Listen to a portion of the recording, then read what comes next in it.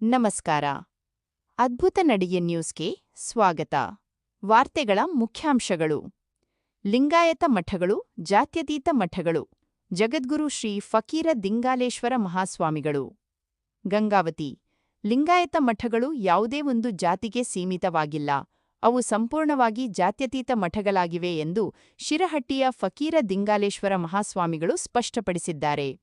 ಗಂಗಾವತಿಯಲ್ಲಿ ನಡೆದ ಶ್ರೀ ಕೊಟ್ಟೂರೇಶ್ವರ ಶಿವಯೋಗಿಗಳ 105ನೇ ಸ್ಮರಣೋತ್ಸವ ಹಾಗೂ ಶರಣ ಸಂಸ್ಕೃತಿ ಮಂಗಳೋತ್ಸವ ಕಾರ್ಯಕ್ರಮದಲ್ಲಿ ಭಾಗವಹಿಸಿ ಮಾತನಾಡಿದ ಅವರು, ಮಠಗಳು ಸಮಾಜದ ಎಲ್ಲಾ ವರ್ಗದ ಜನರನ್ನು ಒಗ್ಗೂಡಿಸುವ ಮತ್ತು ಸಮಾನತೆಯನ್ನು ಸಾರುವ ಕೇಂದ್ರಗಳಾಗಿ ಕಾರ್ಯನಿರ್ವಹಿಸುತ್ತಿವೆ ಎಂದು ಅಭಿಪ್ರಾಯಪಟ್ಟರು.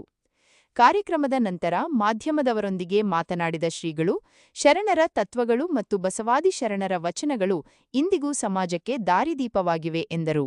ಜಾತಿ, ಮತ, ಭೇದವಿಲ್ಲದೆ ಎಲ್ಲರಿಗೂ ಆಧ್ಯಾತ್ಮಿಕ ಮತ್ತು ಮಾನವೀಯ ಮೌಲ್ಯಗಳನ್ನು ಬೋಧಿಸುವುದೇ ಮಠಗಳ ಮೂಲ ಉದ್ದೇಶ ಎಂದು ಅವರು ಸುದ್ದಿಗಾರರೊಂದಿಗೆ ಮಾತನಾಡಿ ತಿಳಿಸಿದರು. ಈ ಸಮಾರಂಭದಲ್ಲಿ ವಿವಿಧ ಮಠಗಳಾಧೀಶರು, ಗಣ್ಯರು ಹಾಗೂ ಸಾವಿರಾರು ಭಕ್ತರು ಪಾಲ್ಗೊಂಡು ಕಾರ್ಯಕ್ರಮವನ್ನು ಯಶಸ್ವಿಗೊಳಿಸಿದರು. ಅದ್ಭುತ ನಡಿಗೆ ನ್ಯೂಸ್. ಇದು ನಿಮ್ಮ ಚಾನೆಲ್. ಸಬ್ಸ್ಕ್ರೈಬ್ ಮಾಡಿ, ಲೈಕ್ ಮಾಡಿ, ಶೇರ್ ಮಾಡಿ. ಸುದ್ದಿ ಮತ್ತು ಜಾಹೀರಾತಿಗಾಗಿ ಸಂಪರ್ಕಿಸಿ. ಶರಣಪ್ಪ 9972261332. ಅದು ಯಾವ ಕೈಗಳು ಅಂತ ನಮಗೆ ಗೊತ್ತು, ಆದರೆ ಆ ಸಂದರ್ಭ ಬಂದಾಗ ಅದರ ಬಗ್ಗೆ ಮಾತಾಡೋಣ ಅಂತೇಳಿ ನಾವು ಕೂಡ ಕಾಯ್ತಾ ಇದ್ದೀವಿ. ಬಹುಶಃ ಲಿಂಗಾಯತ ಮಠಗಳು ಸಾಕಷ್ಟು ಸಮಾಜಮುಖಿ ಕೆಲಸಗಳನ್ನು ಮಾಡಿರ್ತಕ್ಕಂಥದ್ದು ಗೊತ್ತಿದ್ದೂ ಕೂಡ ಆ ಮಠಗಳನ್ನು ಗುರಿಯಾಗಿಟ್ಕೊಳ್ತಾ ಇರ್ತಕ್ಕಂಥದ್ದು ಸರಿಯಾದ ಕ್ರಮ ಅಲ್ಲ ಅಂತಕ್ಕಂಥದ್ದು. ಕರ್ನಾಟಕ ಅಂತಂದರೆ ಅದು ಲಿಂಗಾಯತ ಮಠಗಳನ್ನೇ ಪ್ರಧಾನವಾಗಿ ಇಟ್ಕೊಂಡಿರ್ತಕ್ಕಂಥ ಮಠ ಅನ್ನೋದನ್ನು ಈ ಸಂದರ್ಭದಲ್ಲಿ ಹೇಳಿಕೊಂಡು, ಈ ಲಿಂಗಾಯತ ಮಠಗಳು ಜಾತ್ಯತೀತ ಮಠಗಳು ಅನ್ನೋದನ್ನು ಭಾಳ ಸೂಚ್ಯವಾಗಿ ಹೇಳಲಿಕ್ಕೆ ನಾವು ಬಯಸ್ತೀವಿ. ಯಾರೋ ಒಬ್ಬರು ಜಾತಿ ಚಲಾವಣೆಯನ್ನು ಮಾಡಿರ್ಬೋದು, ಆದರೆ 199 ಜನ ಲಿಂಗಾಯತ ಮಠಾಧಿಪತಿಗಳು ಜಾತ್ಯತೀತವಾದ ಕೆಲಸವನ್ನು ಮಾಡಿರ್ತಕ್ಕಂಥ ಉದಾಹರಣೆಗಳು ಸಾಕಷ್ಟಿದ್ದಾವೆ. ಒಂದು ಕಡೆಗೆ ಸಮಾಜ ಅದನ್ನು ಅರ್ಥ ಮಾಡಿಕೊಂಡು ಮಠಗಳನ್ನು ಸ್ವತಂತ್ರವಾಗಿ ಆಡಳಿತ ಮಾಡಲಿಕ್ಕೆ ಬಿಡಬೇಕು ಅಂತ ನಾವು ಬರೇ ದಾಸೋಹ, ಬರೇ ಶಿಕ್ಷಣ ಅಂತೇನಲ್ಲ, ಬಹುಮುಖ ಪ್ರತಿಭೆಗಳು ಅಂತಂದರೆ ಈ ನಮ್ಮ ಮಠಗಳು ಅಂತಕ್ಕಂಥದ್ದು. ಒಂದೇ ಮುಖದಲ್ಲಿ ಕೆಲಸ ಮಾಡಿರ್ತಕ್ಕಂಥದ್ದಲ್ಲ.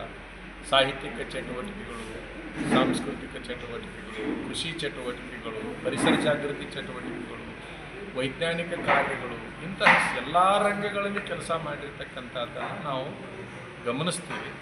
ಒಂದು ಜಾತಿಗಾಗಲಿ ಒಂದು ರಂಗಕ್ಕಾಗಲಿ ಮೀಸಲು ಇರದೇ ಇರುವಂತಹ ಮಠಗಳು ಅವು ಲಿಂಗಾಯತ ಮಠಗಳು.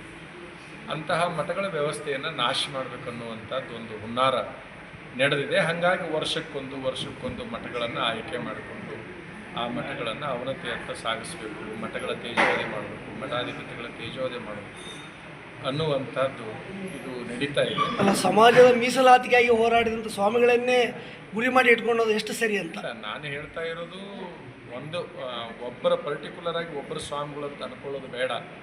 ಈಗ ಏನೂ ಮಾಡದೇ ಇರುವಂಥ ಸ್ವಾಮಿಗಳನ್ನು ಕೂಡ ತಮ್ಮ ಪಾಡಿಗೆ ತಾವು ಪೂಜಾದಿಗಳನ್ನು ಮಾಡಿಕೊಂಡು ತಮ್ಮ ಮಠದ ಕಾರ್ಯಕ್ಷೇತ್ರ ಮಾಡಿಕೊಂಡು ಹೋಗ್ತಕ್ಕಂಥ ಸ್ವಾಮಿಗಳನ್ನು ಕೂಡ ವಿವಾದಿತರನ್ನಾಗಿ ಮಾಡಿರ್ತಕ್ಕಂಥದ್ದನ್ನು ನಾವು ನೋಡಿದ್ದೀವಿ.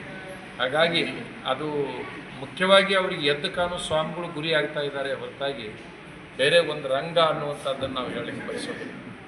ಇತ್ತೀಚಿನ ದಿನ ಮಠಗಳನ್ನು ಯಾರೂ ಇವತ್ತಿನ ತನಕ ರಾಜಕಾರಣಿಗಳು ಹಂಗೆ ದುರುಪಯೋಗ ಪಡಿಸಿಕೊಂಡಿಲ್ಲ ಅನ್ನುವಂಥ ಭಾವನೆ ನಮ್ಮದು. ಯಾಕಂತಂದ್ರೆ ಸಾಕಷ್ಟು ಮಠಗಳಿಗೆ ರಾಜಕಾರಣಿಗಳ ಕೊಡುಗೆನೂ ಕೂಡ ಇದೆ. ಈಗ ಕೆಲವು ರಾಜಕೀಯವನ್ನೇ ಪ್ರಾತಿನಿಧ್ಯವಾಗಿ ಇಟ್ಕೊಂಡಿರ್ತಕ್ಕಂಥ ಮಠಗಳದಾವೆ. ಅಂತಹ ಮಠಗಳು ಉಪಯೋಗ ಆಗ್ಯವೋ ದುರುಪಯೋಗ ಆಗ್ಯವೋ ಅದು ಹೆಚ್ಚೆ ಬೇಡ. ಆದರೆ ಎಷ್ಟೋ ರಾಜಕಾರಣಿಗಳು ಮಠಗಳನ್ನು ಬೆಳೆಸೋದ್ರಲ್ಲಿ ಅವ್ರದ್ದು ಪಾತ್ರ ಅಂತಕ್ಕಂಥದ್ದಿದೆ. ಜನಾಂಗ ಭಾಳಷ್ಟು ವ್ಯಸನದ ಕಡೆಗೆ ಹೋಗ್ತಾ ಇದ್ದಾರೆ, ನಿರುದ್ಯೋಗದ ಕಡೆಗೆ ಹೋಗ್ತಾ ಇದ್ದಾರೆ. ಮನೆ, ತಂದೆ, ತಾಯಿ, ನಮ್ಮ ಭವಿಷ್ಯ ಏನು ಅನ್ನುವಂಥದ್ದನ್ನು ಮರೆತು ಸಾಗ್ತಾ ಇದ್ದಾರೆ. ಈ ಒಂದು ವಾಮ ಮಾರ್ಗಕ್ಕೆ ತಂದೆ ತಾಯಿಗಳು ಅಲಕ್ಷ್ಯವನ್ನು ಮಾಡ್ತಾ ಇದ್ದಾರೆ, ಮಕ್ಕಳ ಕಡೆ ಗಮನ ಕೊಡ್ತಾ ಇಲ್ಲ. ಇದರ ನೋವು ನಮಗೆ ಭಾಳ ಕಾಡ್ತಾ ಇದೆ. ಇವತ್ತಿನ ದಿವಸ ನೀವು ನೋಡಿದರೆ ನಿರುದ್ಯೋಗ ಅಂತಕ್ಕಂಥದ್ದು 90% ತರುಣರಲ್ಲಿ ಕಾಣ್ತಾ ಇದೆ ಅಂತಕ್ಕಂಥದ್ದು. ಒಂದು ಕಡೆಗೆ ಶಿಕ್ಷಣದಲ್ಲೂ ಅವರು ಸರಿಯಾಗಿ ಸಾಗ್ತಾ ಇಲ್ಲ, ಇನ್ನೊಂದು ಕಡೆಗೆ ಉದ್ಯೋಗದಲ್ಲಿಯೂ ಕೂಡ ಸಾಗ್ತಾ ಇಲ್ಲ.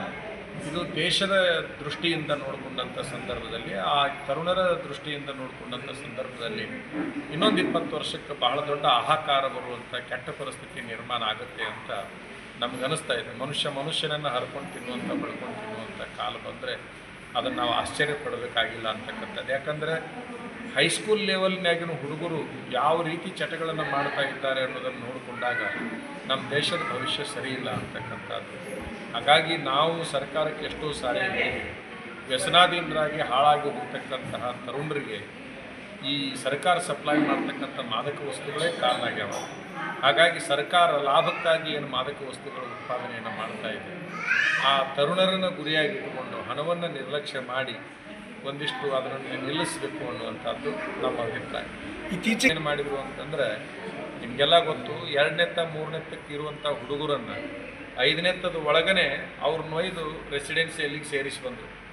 ತಂದೆ ತಾಯಿಗಳ ಹತ್ತಿರ ಇರಬೇಕಾಗಿರ್ತಕ್ಕಂಥ ಮಕ್ಕಳು ಎಲ್ಲೋ ದೂರದ ಊರಿನಲ್ಲಿ 1 ಲಕ್ಷ 2 ಲಕ್ಷ ಅವರಿಗಾಗಿ ಮಕ್ಕಳಿಗಾಗಿ ಫೀಸ್ ಕೊಟ್ಟು ಇವರು ತಮ್ಮ ಸ್ವಾತಂತ್ರ್ಯಕ್ಕಾಗಿ ಆ ಮಕ್ಕಳನ್ನು ಶಾಣೆ ಆಗಲಿ ಅನ್ನೋ ಒಂದು ಕಾರಣ ಇಟ್ಟುಕೊಂಡು ಇವರು ಒಯ್ದು ರೆಸಿಡೆನ್ಸಿಯಲ್ ಸ್ಕೂಲ್ನಾಗ ಇಟ್ಟರು. ಅವ್ರು ಬೆಳೆದು ದೊಡ್ಡವರಾದ್ಮೇಲೆ ಇವ್ರನ್ನ ವೃದ್ಧಾಶ್ರಮದಾಗ ಇಟ್ಟರು. ಯಾಕಂದ್ರೆ ಋಣ ತೀರಿಸಬೇಕಲ್ಲ, ಅವರು ನಮ್ಮನ್ನು ಒಯ್ದು ಎಲ್ಲಿ ಇಟ್ಟಿದ್ರು ನಾವು ಅವ್ರನ್ನ ಒಯ್ದು ಅಲ್ಲಿ ಇಟ್ಟು ಬರೋಣ ಅನ್ನುವಂಥ ಋಣ ತೀರಿಸುವಂಥ ಕೆಲಸವನ್ನು ಹುಡುಗರು ಮಾಡ್ತಾ ಇದ್ದಾರೆ. ನಮ್ಮ ಮಕ್ಕಳು ನಮ್ಮ ಮನೆಯೊಳಗೆ ಬೆಳೆಯೋದ್ರಿಂದ ನಾಗರಿಕರಾಗ್ತಾರೆ ಹೊರತಾಗಿ ಬೇರೆ ಕಡೆಗೆ ಇಟ್ಟರೆ ಮಾತ್ರ ನಾಗರಿಕರಾಗ್ತಾರಂತಲ್ಲ. ಸರ್ಕಾರಿ ಕನ್ನಡ ಶಾಲೆಯಲ್ಲಿ ಓದಿದ DC SP ಗಳು ನಿಮಗೆಲ್ಲ ಗೊತ್ತು. ಸಾಮಾನ್ಯ ಒಂದು ಹಳ್ಳಿಯ ಕನ್ನಡ ಶಾಲೆಯಲ್ಲಿ ಓದಿದವರು DC ಆಗ್ಯಾರ, SP ಆಗ್ಯಾರ. ಬಟ್ ತಮ್ಮ ಮಕ್ಕಳನ್ನ ಎಲ್ಲಿ ಇಡಾಕತ್ತಾರೆ, ಅವರು ಬೇರೆ ಬೇರೆ ಕಡೆಗೆ ಒಯ್ದು ಇಡಾಕತ್ತಾರೆ. ಅಂದ್ರೆ ಶಿಕ್ಷಣ ಅನ್ನುವಂಥದ್ದು ಅಲ್ಲೇ ಸಿಗುತ್ತೆ ಇಲ್ಲೇ ಸಿಗುತ್ತೆ ಅನ್ನುವಂಥ ತಪ್ಪು ಕಲ್ಪನೆ ಇದು ಬರ್ತಾ ಇದೆ. ಇದು ಸರಿಯಾದದ್ದಲ್ಲ. ದುಡಿಯಾಕತ್ತಾಳ, ಇವನು ಕಟ್ಕೊಂಡು ಏನು ಮಾಡಬೇಕು ಅವನು? ಅದು ಒಂದು ಕಾರಣ ಆಗಿದೆ. ಶಿಕ್ಷಣದ ಜೊತೆಗೆ ಸೀಮಾತೀತ ಸ್ವಾತಂತ್ರ್ಯ ಅಂತ ನಾವು ಹೇಳ್ಬೋದು. ಸ್ವಾತಂತ್ರ್ಯಕ್ಕೂ ಒಂದು ಸೀಮೆ ಅಂತಕ್ಕಂಥದ್ದಿದೆ. ಆ ಸೀಮಾತೀತ ಸ್ವಾತಂತ್ರ್ಯನೂ ಕೂಡ ವ್ಯವಸ್ಥೆಯನ್ನು ಹಾಳು ಮಾಡ್ತಾ ಇದೆ.